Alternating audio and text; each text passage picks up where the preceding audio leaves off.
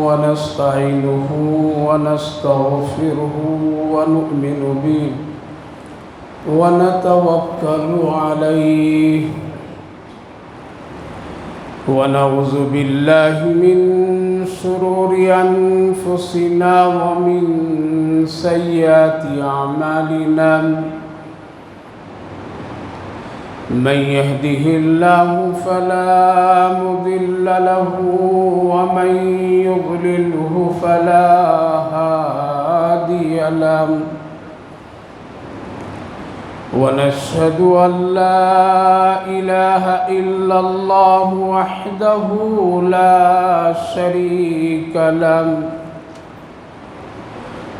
ونشهد أن سيدنا ونبينا وحبيبنا ومولانا محمدا عبده ورسوله وصلى الله تعالى عليه وعلى آله وأصحابه أجمعين أما بعد فأعوذ بالله من الشيطان الرجيم بسم الله الرحمن الرحيم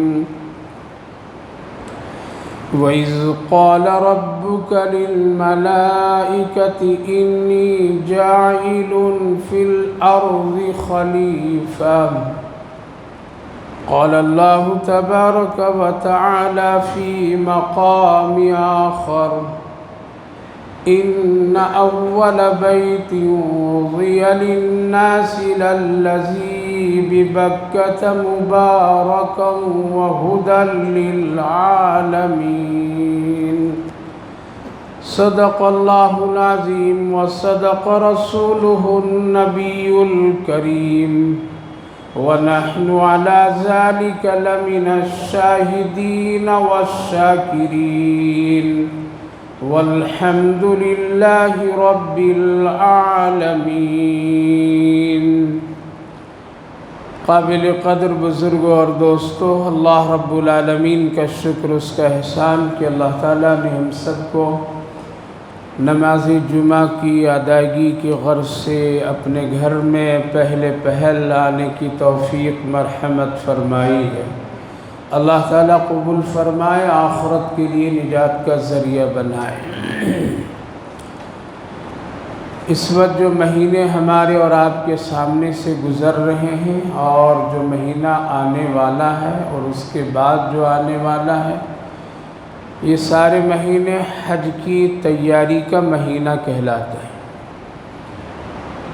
4 مہینے خاص طور سے حج کی تیاریوں میں لوگ استعمال کرتے تھے اور حاجی لوگ اس کا اہتمام اور احترام کیا کرتے تھے۔ چونکہ پہلے دور اور زمانے میں تیز رفتار سواریاں نہیں ہوا کرتی تھی، اسی لیے رمضان المبارک سے پہلے حج کی تیاریاں شروع ہو جاتی تھیں اور لوگ سفر بھی کرنا شروع کر دیتے تھے اور آخری حج کے ایام میں وہ اطمینان و سکون سے وہ پہنچ جایا کرتے تھے۔ کوئی اونٹوں کی سواری کرتے، کوئی پانی کے راستے سے سواری اختیار کر کے پہنچتے۔ بہت ہی محنت اور بڑی مشقت کے ساتھ وہ سفر طے کرتے تھے۔ اب تیز رفتار سواریاں ہیں جس کی وجہ سے کم مدت میں لوگ اس فرض کو ادا کر لیتے ہیں، لیکن شوال، ذوالقعدہ اور ذوالحجہ یہ خاص کر حج کی تیاری کا مہینہ کہلاتا ہے اور لوگ اس میں اس کا خاص اہتمام کرتے ہیں۔ اللہ رب العالمین نے اپنے بندوں کو یہ سب جو نعمتیں دی ہے اس کی خاص وجہ ہے کہ اللہ تعالیٰ نے ہم سب کو پیدا کیا، بہت کمزور پیدا کیا ہے، گناہوں کا ایک خاص انسان کے ساتھ لازم بنا دیا گیا ہے کہ انسان ہر حال میں وہ گناہ کرتا ہے اور اس کے بغیر اس کی زندگی کا چارہ کار نہیں۔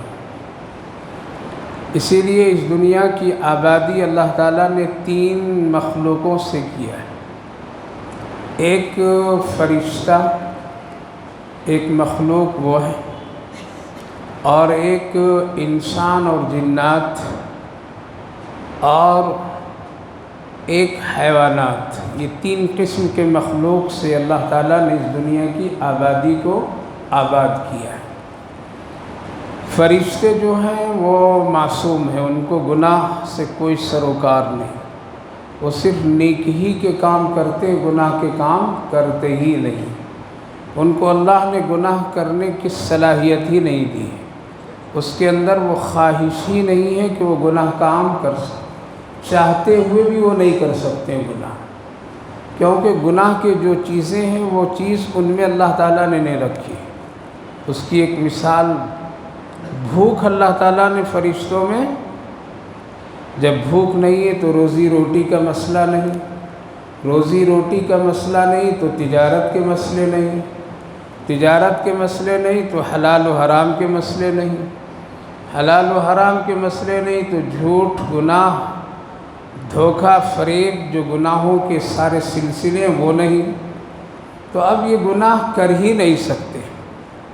انسان کو اللہ نے صرف ایک بھوک دے دی ہے، کھانے کی کیفیت، اب صرف اس کی تکمیل اور اس کو پورا کرنے کے لیے انسان دن رات زمین آسمان ایک کرتا ہے، اور پھر اسی بھوک کو مٹانے کے لیے وہ ہزاروں گناہ کے دروازے کھٹکھٹاتا ہے، اسی بھوک کو مٹانے کے لیے تجارت کرتا ہے، مزدوری کرتا ہے، ملازمت کرتا ہے، جھوٹ بولتا ہے، حلال و حرام کے فرق کیے بغیر وہ اپنی بھوک کو مٹاتا ہے، روزی روٹی کا انتظام کرتا ہے۔ تو گناہ کا ایک جز یعنی بھوک فرشتوں کو ہے نہیں، تو خواہشات نفس انسان کو اللہ نے دیا، فرشتوں کو نہیں دیا ہے۔ جب اس کے اندر خواہشات ہی نہیں ہے تو پھر وہ کوئی بدکاری کر ہی نہیں سکتے ہیں، ان کے اندر میں وہ خواہش کے مادہ ہی نہیں ہے۔ انسان میں اس چیز کو رکھ دیا گیا اور اس کے لیے حلال و حرام کے درجے بنا دیے گئے۔ تم اپنے نفس خواہشات کو اگر پوری کرنا چاہو تو یہ حلال ہے، یہ حرام ہے، لہذا گناہ انسان کرتا ہے، فرشتے نہیں کرتے۔ انسان کو اللہ رب العالمین نے مکلف بنایا ہے، جنات کو مکلف بنایا ہے، حیوان کو مکلف نہیں بنایا ہے۔ اس لیے جتنے بھی انسان کے علاوہ حیوانات ہیں وہ مکلف نہیں ہیں، ان پہ نہ نماز ہے، نہ روزہ ہے، نہ حساب و کتاب ہے، کچھ بھی نہیں ہے۔ اسی لیے حضرت سیدنا صدیق اکبر رضی اللہ عنہ کبھی کبھار اگر کسی اونٹ کو سکون سے بیٹھا ہوا دیکھتے تھے تو آہ بھر کر کے کہا کرتے تھے، اے اونٹ تو کتنا اچھا ہے، تو کھاتا پیتا ہے، ٹھنڈی ٹھنڈی سانسیں اور ہوا میں بیٹھتا ہے، مر جائے گا تم پر کوئی حساب کتاب بھی نہیں، اور ابو بکر سے حساب کتاب لیا جائے گا۔ تو جانور مکلف نہیں ہے، ان کی ایک زندگی ہے مختصر، وہ کھاتے پیتے ہیں اور وہ انسانوں کے فائدے کے لیے۔ انسان مکلف ہے، اس میں گناہ کا ایک مادہ اللہ رب العالمین نے رکھا ہے، لیکن اللہ رب العالمین نے فرمایا یہی انسان جس میں گناہ کا مادہ ہے اور یہ گناہ کرتا ہے، یہی میرا خلیفہ ہے۔ کیا ہے؟ فرشتوں کو خلیفہ نہیں بنایا، بنانا تو چاہیے تو اس کو کہ وہ لوگ گناہ نہیں کرتے ہیں، اور اللہ بھی چاہتا ہے ایک بندے تو نافرمان مت ہو، گناہ مت کرو، تو فرشتے تو گناہ ہی نہیں کرتے تو ان کو خلیفہ بنانا چاہیے تھا، لیکن اللہ رب العالمین نے کس کو اپنا خلیفہ بنایا؟ انسان کو خلیفہ بنایا، جبکہ اس میں گناہ ہے، جھگڑا ہے، فساد ہے، دنگا ہے، سب کچھ ہے، بدماشیاں ہیں، شرارتیں ہیں، سب کچھ ہے، لیکن اللہ کیا فرمایا؟ ہمارا خلیفہ انسان۔ وَإِذْ قَالَ رَبُّكَ لِلْمَلَائِكَةِ إِنِّي جَاعِلٌ فِي الْأَرْضِ خَلِيفَةً، ہم ایک خلیفہ اپنا، خلیفہ کس کو کہتے ہیں کہ اصل کا نائب، اصل کا نائب، یعنی ایک اصل امام ہوتے ہیں اور اس کا ایک نائب ہوتا ہے۔ نائب میں بھی کچھ خوبیاں ہوتی ہیں، وہی کچھ صفات اور وہی کچھ خوبیاں جو اصل میں ہیں، یعنی نائب میں بھی اتنی صلاحیت ہونی چاہیے کہ اگر اصل نہ ہو تو یہ نائب اس کا مقام پر آ کر کے اس کام کو انجام دے سکے۔ تو اللہ تعالیٰ نے انسان کو خلیفہ بنایا، لیکن ساتھ ساتھ انسان کو اللہ تعالیٰ نے وہ خوبیاں بھی دی جو اللہ کی خاص صفات، اللہ کی خاص خوبی۔ مثال کے طور پر میں اللہ کریم ہے، وہ مہربان ہے، وہ رحیم ہے، وہ لطیف ہے، وہ چھپانے والا ہے، پردہ پوشی کرنے والا ہے، وہ ایک دوسرے کے ساتھ، بندوں کے ساتھ ہمدردی کرنے والا ہے۔ تو اپنے خلیفاؤں کو یعنی انسانوں کو بھی اللہ تعالیٰ نے یہ صفتیں دی ہیں، اور اللہ تعالیٰ نے حکم دیا کہ تم بھی میرے بندوں کے ساتھ کیا کرو؟ رحم کرو۔ یہ میرا کام ہے رحم کرنا، لیکن تم کو میں نے خلیفہ بنایا تو تمہارا بھی کام ہے میرے بندوں کے ساتھ رحم کرنا۔ لہذا جو بندہ بندے کے ساتھ رحم کرے گا وہ اپنے رب کی بات پر عمل کرنے والا ہے، وہی خلیفہ اور خلافت کا انجام دینے والا۔ اللہ تعالیٰ چھپانے والا، بندوں کے عیب اور عیوب کو پر پردہ ڈالنے والا۔ اللہ نے بھی فرمایا تو میرے بندوں کی پردہ پوشی کرو، اس کی کمیوں کو چھپاؤ، نظر انداز کرو، اس کے گناہوں کو چرچا میں مت لاؤ۔ ہم جانتے ہوئے بھی کسی بندے کے گناہ کا چرچا نہیں کرتے، چھپاتے ہیں۔ تو یہ صفت، یہ خوبی، یہ عادت اللہ تعالیٰ نے انسانوں میں بھی منتقل فرمایا۔ اللہ تعالیٰ رزاق ہے، روزی دینے والا ہے۔ اللہ تعالیٰ نے فرمایا تو بھی بھوکوں کو کیا کرو؟ کھلاؤ پلاؤ، پیاسوں کو پانی پلاؤ، ننگوں کو کپڑا دو۔ یہ اللہ رب العالمین کی خاص صفتیں، کھلانا پلانا، کپڑے دینا، عزت آبرو۔ اسی لیے اللہ خاص فرمایا کہ ہم نے تمہارے لیے لباس بھی اتارا، تمہارے لیے ہم روزی بھی اتارے، تیرے لیے ہم پینے کے لیے پانی کا بھی انتظام کیا۔ تو اللہ تعالیٰ کا خلیفہ انسان ہے، تو اللہ رب العالمین نے اپنے بندوں کو وہ صفتیں، وہ خوبیاں بھی دی کہ تم کیا کرو؟ بندوں کو کھلاؤ پلاؤ، اس کے ساتھ ہمدردی کرو، وہ بیمار ہو جائیں تو اس کی عیادت کرو۔ اسی لیے حدیث پاک میں نبی کریم علیہ السلام نے ارشاد فرمایا کہ کچھ بندے اللہ کے حضور میں کل قیامت کے دن حاضر کیے جائیں گے۔ وہ لوگ ہوں گے جو مالدار قسم کے لوگ ہوں گے، جن کو اللہ رب العالمین نے دنیا میں بڑی دولتیں دی تھیں، ان کو اللہ رب العالمین بلائے گا، ان خاص لوگوں کو میرے پاس بلا۔ جب وہ لوگ حاضر کیے جائیں گے تو اللہ تعالیٰ پوچھے گا کیا حال ہے تیرا؟ دنیا میں میں بھوکا تھا، تم نے مجھے کھلایا نہیں، میں تیرا پڑوسی تھا، تو نے میرا خیال نہیں کیا، مجھے کپڑے کی ضرورت تھی، تم نے مجھے کپڑا نہیں دیا، مجھے ایک مرتبہ پیاس بڑی لگی تھی، پانی نہیں پلایا۔ فلاں سوالات اللہ تعالیٰ کریں گے ان لوگوں سے۔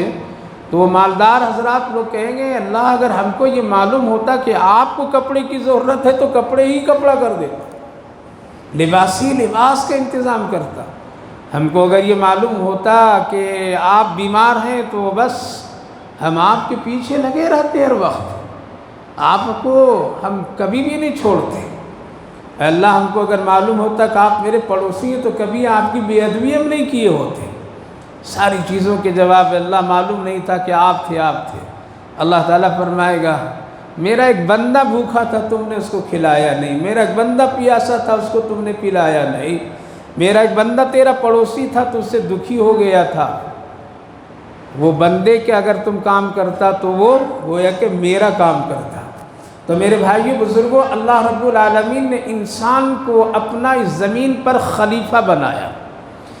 گناہ کا اس کے اندر ایک مادہ ہم لوگوں کے اندر ہے، لیکن اللہ بڑا کریم رحیم ہے کہ ہم سب کے لیے اس گناہ کو ختم کرنے کے لیے انسان کی آنے سے پہلے نیکیوں کا بھی انتظام اللہ رب العالمین نے کر دیا۔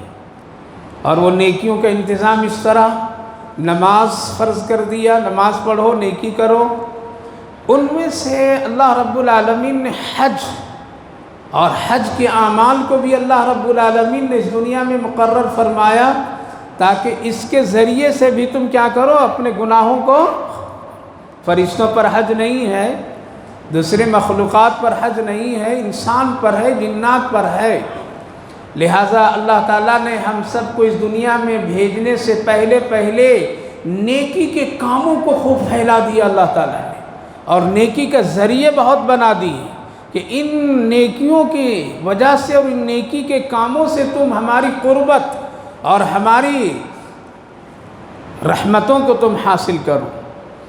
تو اللہ تعالیٰ نے اس دنیا میں دو چیزیں بنائی، ایک یہ دنیا، اور دنیا کو بنانے سے پہلے اللہ تعالیٰ نے کعبے کو بنایا۔ کس کو بنایا؟ کعبے کو بنایا۔ سب سے پہلی چیز اس دنیا کی وہ کیا ہے؟ کعبہ ہے۔ ان اول بیت وضع للناس للذی ببکۃ مبارکا وہدی للعالمین، ہمارا سب سے پہلا گھر اس زمین پر وہ کیا ہے؟ کعبہ، اور وہ کہاں ہے؟ مکہ، بکہ، دو نام، مکۃ المکرمہ کے 3 نام، ایک نام مکہ، یہ بعد میں ہوا، پہلا نام ہے وہ بکہ، اس کے بعد نام ہوا ام القریٰ، اس کے بعد نام ہوا مکۃ المکرمہ، تینوں ہم معنی ہیں۔ تو اللہ تعالیٰ نے اس دنیا کو پھیلایا کہاں سے؟ کعبے سے۔ فرمایا حدیث پاک میں کہ اللہ کے رسول صلی اللہ علیہ وسلم فرمایا کعبے کی جگہ کو اللہ نے ایک پانی کی بلبلے کی شکل میں لایا، پھر اس کو ذرا سخت بنایا، اور پھر وہاں سے ایک گویا کہ یوں سمجھیے جیسے آٹا گوندھ کر کے روٹیوں کے لیے ہم لوگ پھیلاتے ہیں، اسی طرح اللہ تعالیٰ نے حکم دیا تو وہ وہاں سے زمین پھیلتی چلی گئی، اور ایک روٹی کی شکل گول کے دائرے میں وہ پھیل گئی۔ اسی لیے پوری دنیا کے بیچ کا حصہ کہاں ہے؟ کعبہ ہے۔ اسی لیے پوری دنیا کے مسلمان گول دائرے میں سب بنتی ہیں۔ ہمارے اور آپ کے سامنے جو یہ ہے وہ اگرچہ اس طرح لمبی صفیں ہیں، لیکن حقیقت میں یہ صفیں گول دائرے میں، اس لیے کعبہ اس کیفیت میں ہے۔ تو سب سے پہلا گھر اللہ نے کعبے کو بنایا، اور یہ اپنے حکم سے فرشتوں کے ذریعے سے تعمیر کروایا اللہ تعالیٰ نے، اور اس کو پھر آباد کیا اللہ تعالیٰ نے۔ اس کی آبادی اللہ تعالیٰ نے، اور اس کی سجاوٹ اور اس کی خوبصورتی اللہ نے فرشتوں سے نہیں بلکہ انسانوں سے رکھا، انسانوں سے رکھا۔ اسی لیے ہر ایک نبی، ہر ایک پیغمبر جب اس دنیا میں آئے تو کعبہ کے پاس ضرور آئے، اپنی اپنی شکلوں میں اور اپنے اپنے حالات میں۔ حج کے جو مسائل ہیں اس وقت جو ہمارے اور آپ کے سامنے، اس طرح کے حج پہلے دور میں نہیں تھا۔ پہلے دور کے حج کی نوعیتیں، حج کے مسائل الگ تھے، اس وقت کے جو حج کے مسائل اور حج کی جو نوعیتیں وہ الگ ہیں۔ حضرت نوح علیہ السلام بھی حج کیے، اور ان کی حج کی کیفیت الگ تھی۔ جب وہ کشتی میں بیٹھے، اور جب وہ کشتی چلی ہے مصر سے اور پانی اور سیلاب کی کیفیت میں، تو وہ کشتی سیدھے مکۃ المکرمہ آئی، اور وہ کعبے کے حصہ جہاں ہے وہاں طواف 7 مرتبہ کی ہے۔ یہ ہے ان کا ایک حج، کیا ہے؟ یہ ان کا حج ہے۔ وہ آ کر کے وہ کشتی 7 مرتبہ چکر لگائی، اور پھر عرفات ہوتے ہوئے تھوڑی دیر ٹھہر کر کے پھر جودی پہاڑ پر جا کر کے اٹک گئی۔ تو پہلا جو حج تھا وہ حج کے 2 ہی رکن تھے۔ کتنے تھے؟ ایک خانہ کعبہ کی طواف اور ایک عرفہ کا وقوف، بس۔ یہ مینا کا قیام، مزدلفہ کا قیام، صفا مروہ کا یہ عمل، کنکریوں کا مارنا، قربانی کا، یہ پہلے نبی پاک علیہ السلام سے پہلے یہ عمل نہیں تھا۔ کیوں؟ حج کے پورے مسائل کس سے جڑے ہوئے؟ حضرت ابراہیم علیہ السلام۔ تو حضرت ابراہیم علیہ السلام کا طریقہ قربانی کا، صفا مروہ کا دوڑنا، یہ حضرت حاجرہ کا طریقہ عمل۔ تو حضرت نوح علیہ السلام کے زمانے میں یہ تو مسئلے تھے نہیں۔ صفا مروہ ہے لیکن ابھی حج میں اس مسئلے کو شامل نہیں کیا گیا۔ مینا ہے لیکن ابھی مینا کو شامل نہیں کیا گیا۔ مزدلفہ ہے لیکن ابھی اس کو شامل نہیں کیا گیا۔ کنکریاں مارنے کا عمل حضرت ابراہیم اسماعیل کی وجہ سے ہے، اور ابھی وہ لوگ اس وقت نہیں، بعد میں، اس لیے اس وقت شامل نہیں کیا گیا۔ قربانی کا عمل حضرت اسماعیل سے جڑی ہے، پہلے نہیں، اس لیے اس کو اس میں شامل نہیں کیا گیا۔ تو حضرت عیسیٰ علیہ السلام کا بھی حج ہوا، اور ان کا بھی ایک طریقہ رہا، لیکن اس طریقے سے حج نہیں ہوا۔ حضرت آدم علیہ السلام کا حج، آپ کا حج کیسا ہوا؟ جس طرح سے اس زمین پر سب سے پہلا گھر کعبۃ اللہ، اسی طرح سے انسانوں میں سب سے پہلا انسان حضرت آدم علیہ السلام، جب مکۃ المکرمہ کی زمین اور وہاں سے جب پوری زمین کو پھیلا دی گئی، اور اللہ رب العالمین نے اب اس پر اپنا خلیفہ اتارنا اور بنانا چاہا انسانوں کی شکل میں، تو اللہ تعالیٰ نے حضرت جبریل علیہ السلام کو فرمایا جاؤ اس زمین پر، اور زمین کے ہر حصے سے تھوڑی تھوڑی مٹی لے کر کے آ جاؤ، تھوڑی تھوڑی مٹی۔ لہذا پوری دنیا میں اس وقت جہاں جہاں آبادی انسانوں کی ہے، وہاں کی مٹی حضرت آدم علیہ السلام کے پتلے میں شامل کر دیا گیا، اور اس پتلے کی تیاری، اس کی بڑی وضاحت ہے۔ حضرت آدم علیہ السلام کو اللہ رب العالمین نے اپنی قدرت کاملہ سے پیدا کیا، ابھی نہ کوئی ابا ہے، نہ کوئی امی ہے، نہ یہ مسائل ہیں۔ اپنی قدرت سے اللہ رب العالمین نے حضرت آدم علیہ السلام کو پیدا کیا۔ پیدا کرنے کے بعد حضرت آدم علیہ السلام کے احترام اور عظمت میں، تاکہ یہ فرشتے سمجھ لیں کہ اللہ کا خلیفہ کا مقام کیا ہے، اس لیے ان کو اللہ رب العالمین نے حکم دیا کہ ایک سجدہ شکر بجا لو۔ وہ جو سجدہ تھا، ایک سجدہ تعظیمی کہتے ہیں یا سجدہ شکر کہتے ہیں۔ لہذا بعض لوگ یہ کہتے ہیں کہ حضرت آدم علیہ السلام کو سجدہ حضرت اللہ رب العالمین کے حکم سے فرشتوں نے کیا، لہذا غیر اللہ کا بھی سجدہ کرنا کیا ہے؟ جائز ہے، کر سکتے ہیں، لیکن نہیں، حرام ہے۔ اللہ کے علاوہ کسی انسان، کسی پتھر، کسی درخت، کسی عمارت، کسی قبر، کسی مزار کا سجدہ کرنا یہ کیا ہے؟ حرام ہے، شرک ہے۔ پھر حضرت آدم علیہ السلام کے سجدے کی نوعیت یہ تھی کہ اللہ رب العالمین سامنے تھے اور حضرت آدم علیہ السلام بازو میں تھے۔ سجدہ کس کے لیے ہو رہا ہے؟ اللہ کے لیے ہو رہا ہے۔ احترام کس کا ہو رہا ہے؟ حضرت آدم کا ہو رہا ہے، آدم کو۔ جیسے ہم لوگ خانہ کعبہ کے پاس سجدہ کرتے ہیں، سجدہ کس کے لیے ہے؟ اللہ کے لیے ہے، کعبے کے لیے نہیں ہے، کعبے کا احترام کے لیے ہے۔ لہذا سجدہ صرف اللہ کے لیے ہوا اس دن بھی۔ خیر، وہ تفصیل واقعہ میں بتلانا، وہ حج کہ حضرت آدم علیہ السلام کا حج کیسا ہوا، پھر نبیوں کے حج کیسے ہوتے آئے، پھر اس کے بعد تبدیلیاں کیسے ہوئی، ایک پورا لمبا واقعہ ہے اور لمبا ایک مسائل، لمبے مسئلے ہیں۔ انشاءاللہ کئی جمعوں میں اس کو بیان کرنا چاہتا ہوں، تاکہ ہم کو اور آپ کو سمجھ میں آ جائے کہ آخر اللہ رب العالمین نے یہ حکم کیوں دیا ہے۔ کنکر مارو، دوڑو اور چلو پھرو، سر کو مڑا لو اور یہ فلاں کرو، یہاں کرو، یہ آخر اس میں ہے راز کیا ہے؟ کیا اس سے جنت بن جائے گی؟ کیا اس سے اللہ راضی ہو جائے گا؟ اگر یہ ہوگا تو یہاں بھی کنکریاں مار سکتے ہیں ہم، یہاں بھی ہم سب کچھ کر سکتے ہیں، یہاں بھی دوڑ لگا سکتے ہیں، لیکن آخر خاص ایک مقامی پر کیوں؟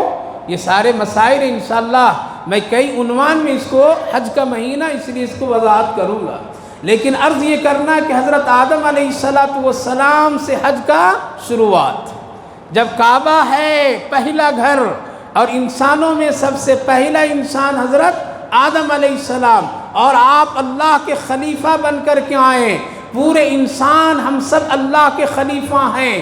اللہ رب العالمین نے وہی خوبیاں، صفات اور عادتیں ہم سب کو عطا فرمایا اور حکم بھی دیا، جس طرح میں رحیم ہوں تو بھی رحم کرنے والا بن جا، جس طرح میں پردہ پوشی کرنے والا اسی طرح تو بھی پردہ پوشی کرنے والا بن جا، جس طرح میں دکھ درد میں دوسرا کا ساتھ ہو جاتا ہوں تو بھی کسی کے دکھ درد کا ساتھی بن جاؤ، جس طرح میں کسی مظلوم کا سہارا بنتا ہوں تو بھی کسی مظلوم کا سہارا بن جا، جس طرح میں بھوکوں کو کھلاتا کھلاتا پلاتا ہوں تو بھی کھلانے پلانے والا بن جا، اس لیے میں نے تم کو اپنا خلیفہ بنایا ہے۔ حضرت آدم علیہ السلام جنت سے آ گئے، اس کا واقعہ رہنے دیجیے ادھر۔ آئے کہاں آئے؟ تاریخ کی روایات سے پتہ چلتا ہے اور صحیح یہی ہے کہ وہ ہندوستان میں آئے۔ اب کہتے ہیں نا سری لنکا، لیکن حقیقت میں کیا ہے؟ ہندوستان میں آئے، اس لیے کہ اس وقت سری لنکا کس میں تھا؟ ہندوستان میں تھا۔ ہندوستان اتنا بڑا ملک تھا جس میں آج بٹے ہوئے سارے ممالک داخل تھے۔ تو سب سے پہلے اللہ رب العالمین نے حضرت آدم علیہ السلام کو کہاں بھیجا؟ ہندوستان۔ یہ بہت برکت کی جگہ ہے، برکت کی جگہ ہے یہ۔ پیارے آقا صلی اللہ علیہ وسلم نے اس زمین سے آپ نے محبت فرمائی ہے، اللہ کے رسول صلی اللہ علیہ وسلم نے یہاں کی تعریف کی ہے، یہاں کی تعریف کی ہے۔ اور آج پوری دنیا میں ہندوستان ہی کے علماء کی خدمات سے اسلام زندہ ہے۔ پوری دنیا میں یہ پھٹے پرانے الٹے سیدھے کپڑے پہننے والے علماء کو جو دیکھتے ہیں اور جس کو آج ہم لوگ بالکل کمتر سمجھ کر کے نظر انداز کرتے ہیں، یہ صرف ایک ہی مدرسہ ہے دارالعلوم دیوبند، جس کی پوری دنیا میں اس وقت برکت پھیلی ہوئی ہے۔ اسلام کے علم اور عمل تقوی کے چشمہ مدینہ طیبہ سے چلا۔ کہاں سے چلا؟ مکہ المکرمہ، مدینہ المنورہ، یہ دو جگہ سے۔ جب یہاں کچھ ناقدری ہوئی تو اللہ تعالیٰ نے اس کو منتقل کر دیا کوفہ۔ کہاں؟ کوفہ میں۔ اس لیے حضرت علی رضی اللہ عنہ، حسین رضی اللہ عنہ کا وہیں مسکن بننے والا تھا، وہیں بڑے بڑے علماء حضرت امام ابو حنیفہ علیہ الرحمہ جیسے لوگ۔ تو مدینہ طیبہ کے بعد علمی مرکز کہاں بنا؟ کوفہ بنا۔ وہاں بھی جب لوگ ناقدری کر دیے تو پھر اس کو مصر میں منتقل کیا گیا۔ اسی لیے دنیا میں سب سے بڑا ادارہ کہاں بنا؟ مصر میں آج بھی ہے۔ وہاں قرآن پڑھنے والے بہت ہی شاندار ہیں، بچے بہترین قرآن پڑھتے ہیں، عورتیں بہترین قرآن پڑھتی ہے، ایک مشغلہ ہے وہاں قرآن کریم کا، لیکن وہ صحیح نحو پر نہیں ہے۔ وہ وہاں پر قرآن تو بہترین پڑھتے ہیں لیکن قرآن کی تصویر اپنے اندر نہیں لا پاتے ہیں۔ جیسا کہ اللہ کے رسول صلی اللہ علیہ وسلم فرمائے، قرآن پڑھنے والے تو بہت اچھا ہوں گے لیکن حلق سے اوپر ہوگا، اندر نہیں ہوگا۔ اس لیے آج بھی وہاں علماء کرام کی جو کیفیت ہے، بڑے بہترین قرآن پڑھتے ہیں لیکن جب نماز کے لیے مصلی پر آتے ہیں تو ان کی داڑھی نہیں ہوتی ہے، بلکہ مصنوعی داڑھی لگا کر کے، جبہ لگا کر کے پڑھا کر کے چلے جاتے ہیں۔ کاروں میں جب بیٹھتے ہیں تو ایسا لگتا ہے جس سے کیسے ہی انگریز کا یہ بہت بڑا سائنسداں بیٹھا ہے، لیکن یہ نہیں، سنت نہیں۔ لیکن ہمارے ملک میں علماء کی ایک شناخت ہے، ہمارے ملک میں اماموں کی ایک شناخت ہے، ہمارے ملک میں مؤذنوں کی ایک پہچان ہے، ہمارے ملک میں مکتب میں پڑھانے والے مدرسین کی ایک پہچان ہے کہ یہ ظاہر میں بھی اور باطن میں بھی سنت کی ایک جھلک لے کر کے چلتے ہیں۔ اس لیے ہندوستان کا فیض اس وقت پوری دنیا میں ہے، پوری دنیا میں ہے، پوری دنیا میں علماء اور پوری دنیا میں مسلک دارالعلوم دیوبند کے فضلاء کی اس وقت پہ بہت بڑے مورخ لکھتے ہیں کہ میں دنیا کے آخری حصے تک پہنچا، وہاں بھی ایک دارالعلوم کا فاضل بیٹھ کر کے قرآن و حدیث کی تعلیم دے رہا تھا۔ میرے بھائیو بزرگوں، یہ ہندوستان کوئی ایسی ویسی چیز نہیں ہے، یہ کھیل تماشے جتنا کر رہے ہیں کر لینے دیجیے، یہ مسکن ہے اسلام کا، یہ جگہ ہے اسلام کا، یہ جگہ ہے اسلام والوں کا۔ اس لیے جب تک کہ یہاں اسلام رہا، امن ہی امن رہا، کبھی بھی کوئی چھیڑ چھاڑ نہیں، کبھی کسی طرح سے یہ جو الزامات ہیں یہ توڑ کر کے وہ بنا لیا۔ لیکن تاریخ اٹھا کر کے دیکھیے، مسلمان کے بادشاہوں نے کئی ایکڑ زمینیں تمہاری عبادت خانوں کے لیے بھی دے کر کے چلے گئے۔ یہ تاریخ ہے ہندوستان کی۔ کیوں؟ اللہ نے انسان اپنا خلیفہ پہلے کہاں بھیجا؟ ہندوستان میں بھیجا۔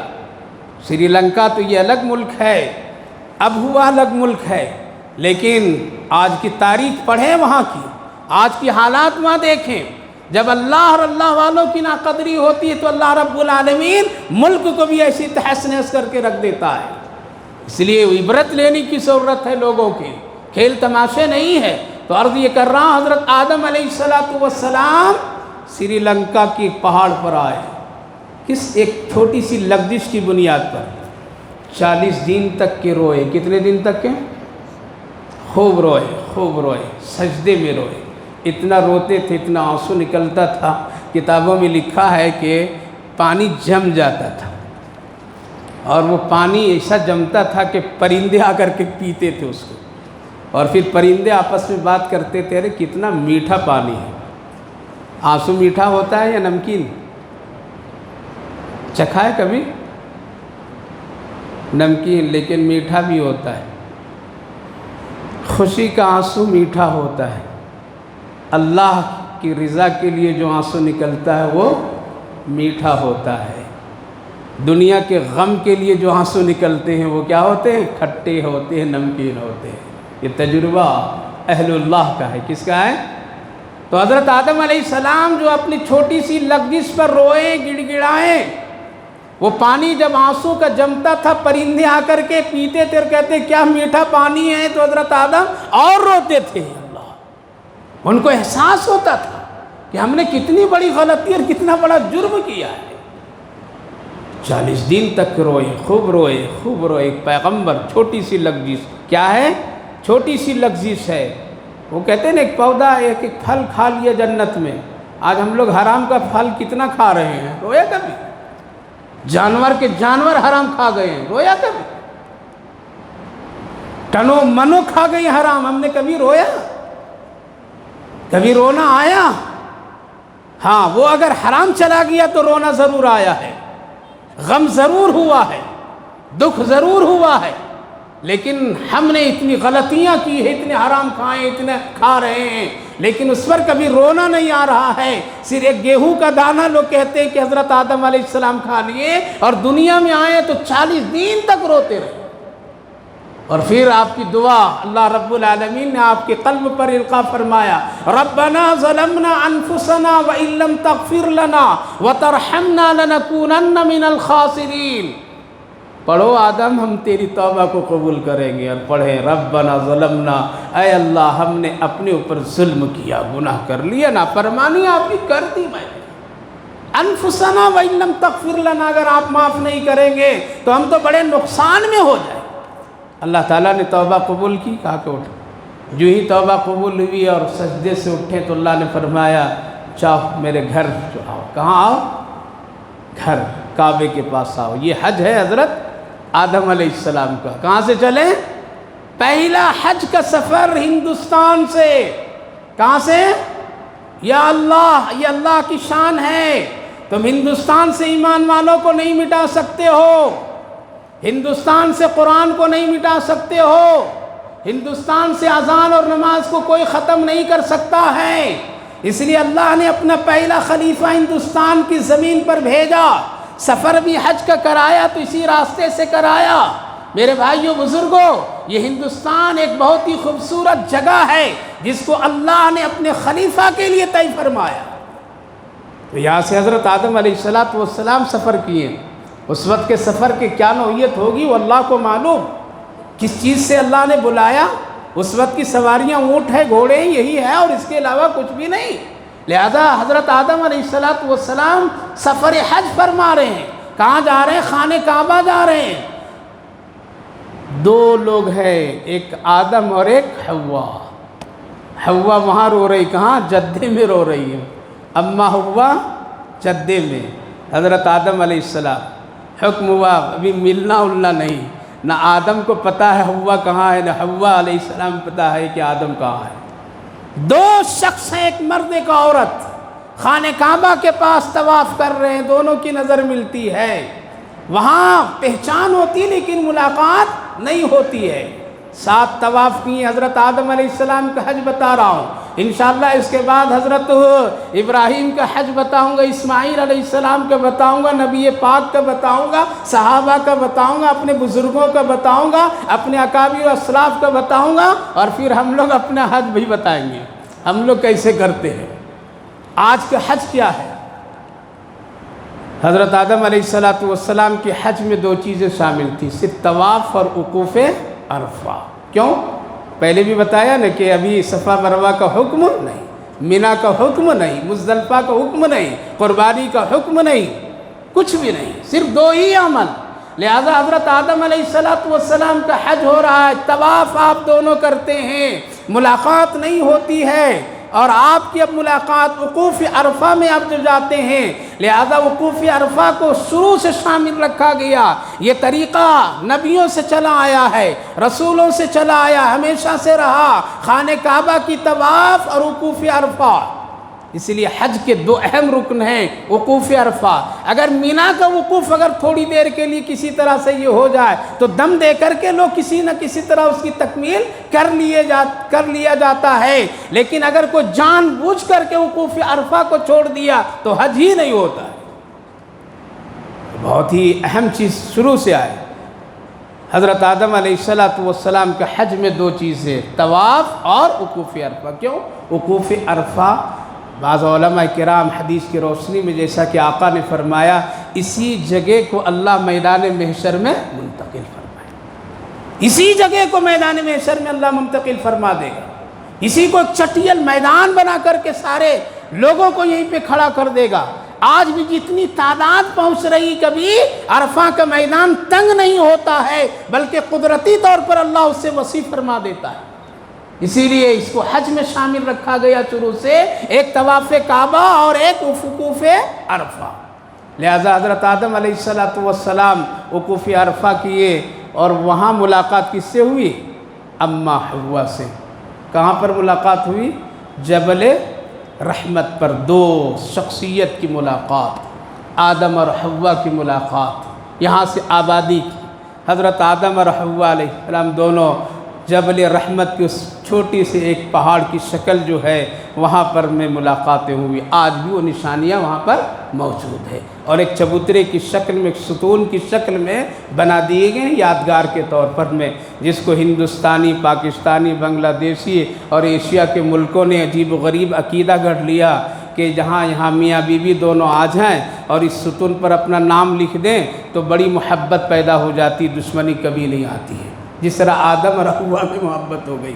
لیکن یہ سب عقیدے میں کچھ بھی نہیں ہے، ایسا کوئی نظام نہیں ہے۔ نام لکھتے ہیں، بیوی بھی لکھتی ہے اپنے شوہر کا، شوہر بھی اپنے بیوی کا نام لکھ کر، لکھو جی تو بھی لکھو، ہم بھی لکھتے ہیں، لیکن تھوڑی دیر کے بعد جب واپس آتے ہیں تو یہ خریدنا ہے مجھے، وہ خریدنا، جھگڑے شروع ہو جاتے ہیں۔ حال ایسا ہے، عقیدے ہمارے ایسے بنے ہوئے ہیں۔ اس لیے میرے بھائی بزرگوں، حضرت آدم علیہ السلام کا حج کیسا؟ دو چیز، ایک طواف اور ایک وقوف عرفہ، یہ اہم حج کا رکن ہے۔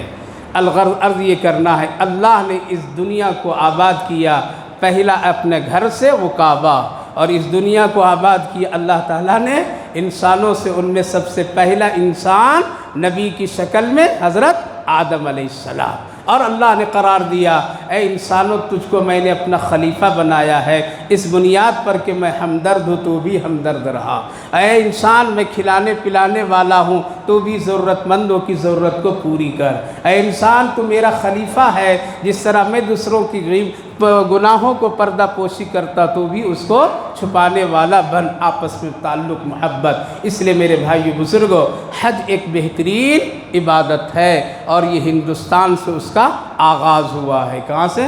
ہندوستان کے راستے سے، ہندوستان کی جگہ سے۔ لہٰذا یہ ہمارا ملک بہت پیارا ملک ہے، اس کو لوگ خراب کرنے کی کوشش میں لگے ہوئے ہیں، ہم کو نہیں خراب کرنے دینا ہے۔ کیا کرنا ہے؟ نہیں دینا ہے خراب۔ وہ جن چیزوں کو خراب کرنا چاہتے ہیں ہم کو خراب کرنے نہیں دینا ہے۔ ہم اپنے وطن کے لیے سب کچھ کرنا ہے، اس کی حفاظت کرنا ہے، دین اور شریعت کی بھی حفاظت کرنی ہے، اللہ نے ذمہ داری دی ہے۔ اس لیے میرے بھائی بزرگوں، جن جن مسائل میں اس وقت میں مسئلے اٹھے ہیں اس میں ہم کو اور آپ کو کیا کرنا ہے؟ پختہ اور مضبوط ہونا ہے۔ وہ پردے کے خلاف ہے، ہم کو پردہ لازم کرنا ہے نہیں کرنا؟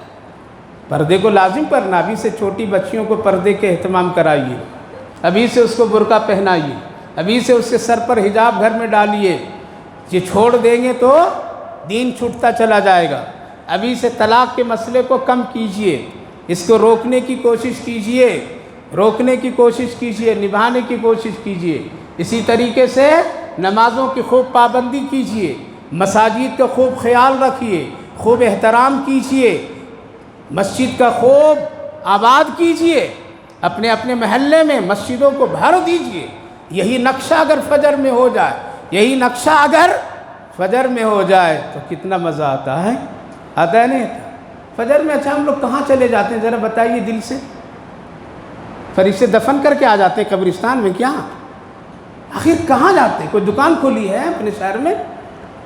تاجر بھائیوں، تو تاجر تجارت کرتے ہو، کیا دکان اس وقت کھولے بیٹھے ہو؟ نہیں، دکان نہیں کھلتی ہے۔ کہاں ہیں پھر آپ؟ کہاں رہتے ہیں آپ لوگ؟ کیا کرتے ہیں اس وقت میں؟ ایک سوال ہے، پوچھ رہا ہوں، محبت سے پوچھ رہا ہوں، درد سے پوچھ رہا ہوں، تڑپ کر کے پوچھ رہا ہوں، آخر کہاں رہتے ہیں اس وقت آپ لوگ؟ مسجد کیوں خالی ہماری پڑی رہتی ہے؟ کیوں ہمارے صفحے اس وقت یہ نہیں بھرتے ہیں؟ آپ کہیں گے کہ ہمارا گھر وہاں، تم اپنے گھر اپنے محلے میں بھی نظر نہیں آتے، آپ وہاں بھی دکھائی نہیں دیتے ہیں، وہاں کی بھی صفحے خالی ہیں۔ آخر بتلائیے اس وقت آپ رہتے ہیں کہاں ہیں؟ کیا بڑی بڑی تجارتوں کے لیے کسی دنیا میں چلے جاتے ہیں یا آسمان پہ چلے جاتے ہیں؟ آخر کہاں چلے جاتے ہیں؟ کون سی اس وقت میں آپ کہاں پر جا کر کے سو جاتے ہیں؟ اس لیے بدلیے حالات، نہیں تو اللہ بدلنے کے لیے تیار ہے۔ بدل جائیے، اب تو بدلیے، اب تو سمجھیے حالات کہاں سے کہاں پہنچ رہے ہیں۔ ایک مسجد کی بات تھی، سینکڑوں مسجدوں کی بات آ گئی، سینکڑوں مسجدوں کی بات آ گئی۔ ایک اذان کا مسئلہ تھا، یہاں پکڑنا تھا، پورا سر پاؤں پکڑنے لگے لوگ، یہ بھی لاؤ، وہ بھی لاؤ، یہ بھی لاؤ، یہ بھی دکھاؤ، یہ بھی کرو۔ یا اللہ آخر کب سمجھیں گے؟ جنازہ اٹھ جائے گا تب، کفن پہنیں گے تب، قبر میں اتریں گے تب، کب فرشتہ آ کے سوال پوچھے گا تیرا دین کیا ہے تب؟ آخر کب سمجھیں گے؟ کون سمجھائے گا؟ کب بیدار ہوں گے؟ کب دشمنوں کا جواب دیں گے؟ میرے بھائیو، بزرگوں، جوانوں، بیدار ہو جاؤ۔ فجر میں یہ نقشہ بنا دیں گے جس دن، قسم خدا کی دنیا کی بڑی بڑی فوجی طاقت سب نیست نابود کر دے گا اللہ تعالیٰ۔ یہ محال بنائیے، ذرا اٹھیے، ذرا اٹھائیے۔ اسی لیے یہودی کہتا ہے، لکھتا اپنی کتاب میں، اس وقت مسلمان جمعہ کا ہے، جس دن یہ فجر کے مسلمان ہو جائیں گے تم اس کی طرف آنکھ بھی نہیں دکھا سکتے ہو۔ صحیح بول رہا ہے، صحیح کہہ رہا ہوں۔ یہ 8 دن تک ہمارے سے ایمان جدا رہتا ہے، اللہ سے دوستی ختم رہتی، تعلقات ختم رہتے ہیں۔ اس لیے ہاتھ جوڑتا ہوں، ہاتھ جوڑ کے کہتا ہوں، اٹھ جاؤ، بنا دو ایک ماحول، ایک فضا۔ قسم خدا کی کوئی مسجد کی طرف کوئی نگاہ نہیں دکھی۔ جب گھر ویران ہوتا ہے تب اس کی طرف شیطان ڈیرا ڈالتا ہے، اور جب گھر آباد ہوتا ہے تو شیطان نہیں ڈیرا ڈالتا ہے۔ اس لیے میرے بھائیو، بزرگوں، اپنے ملک میں ہم اپنے ملک میں شان کے ساتھ، ایمان کے ساتھ، اسلام کے ساتھ رہیں گے۔ لہذا حضرت آدم علیہ السلام کا آج حج کا عنوان، اگلے جمعے کے انشاءاللہ حضرت ابراہیم علیہ السلام کی حج اور ان کی پوری زندگی کے حال احوال پر ذکر کروں گا۔ گزارش یہ ہے کہ